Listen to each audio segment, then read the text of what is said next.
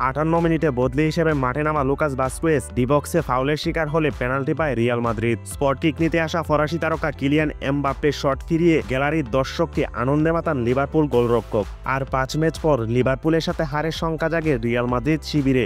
Rodrigo, Vinicius জুনিয়রকে ছাড়াই অ্যানফিল্ডে আসে loss ব্ল্যাঙ্কোসরা। ইউরোপের সবচেয়ে সফলতম ক্লাবকে নাকানি চুবানি খাইয়ে মধুর প্রতিশোধ নিল অলরেডরা।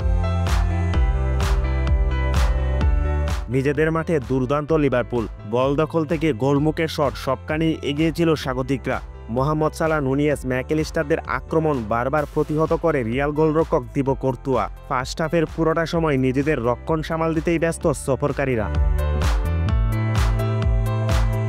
যে কয়েকবার কাউন্টার অ্যাটাকের চেষ্টা করে মাদ্রিদ, তা বারবার রুখে দেয় লিভারপুলের ডিফেন্ডাররা। প্রথমার্ধে স্বাগতিকদের আক্রমণাত্মক ফুটবলে নিজেদের রক্ষণ ভালোভাবেই সামাল দেয় আনচেলত্তির শিষ্যরা। গোলশূন্য ড্র নিয়ে বিরতিতে যায় দুদল। দ্বিতীয়ার্ধে মাঠে নামা 7 মিনিটের মধ্যেই সমর্থকদের আনন্দে ভাসান আর্জেন্টাইন মিডফিল্ডার এলেক্সিস ম্যাকেলিস্টার। ব্র্যাডলির দেওয়া পাস থেকে রিয়াল ডিফেন্ডারদের ফাঁকি দিয়ে বল জালে জড়ান এই মিডফিল্ডার।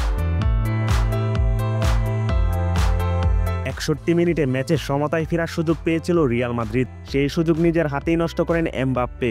ফরাসি তারকার পেনাল্টি মিসের কয়েক মিনিট পরে রিয়াল ডিফেন্সে ফাউলের শিকার হন মোহাম্মদ সালাহ। স্পট কিক থেকে দ্বিতীয় গোলের অপেক্ষায় ছিল লিভারপুল, কিন্তু অ্যানফিল্ডের সমর্থকদের হতাশ করে বল বারপোস্টের বাইরে দিয়ে মারেন এই মিশরীয় রাজপুত্র। 76 মিনিটে 2-0 এগিয়ে যায় স্বাগতিকরা। গোল করেন ডাচ ফরওয়ার্ড কোরি গাফকো। শেষ দিকে ব্যবধান হতে পারত 3-0, তবে এবারও রিয়ালকে রক্ষা করেন দিবো কর্তুয়া। এই হারে রাউন্ড অফ 16-এ যাওয়ার পথ আরও কঠিন হয়ে গেল ডিফেন্ডিং চ্যাম্পিয়ন রিয়াল মাদ্রিদের জন্য। 5 ম্যাচে 6 পয়েন্ট নিয়ে টেবিলে 24-এ স্প্যানিশ ক্লাবটি। অন্যদিকে চ্যাম্পিয়ন্স লিগে কোনো ম্যাচ না হেরে টেবিলের শীর্ষে লিভারপুল।